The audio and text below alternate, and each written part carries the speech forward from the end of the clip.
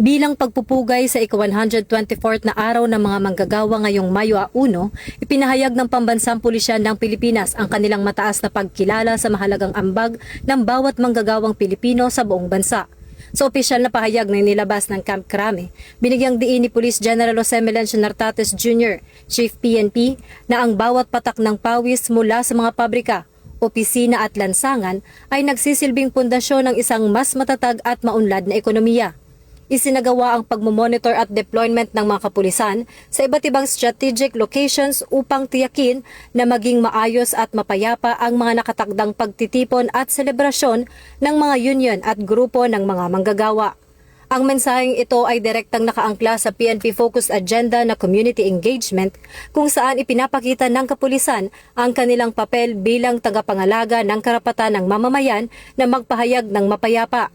Ayon kay Police General Nartates, ang presensya ng PNP ay hindi upang magsilbing hadlang, kundi upang maging katuwang sa pagpapanatili ng seguridad at kaayusan na nagpapatunay sa disiplinado at profesional na serbisyong alay ng kapulisan sa ilalim ng bagong Pilipinas.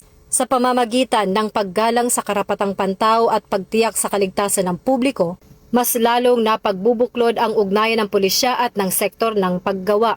Hinihikayat ng Pambansang Pulisya ang lahat ng mga kalahok sa mga aktibidad ngayong araw na panatilihin ang kaayusan at sumunod sa mga itinakdang alituntunin para sa kaligtasan ng lahat.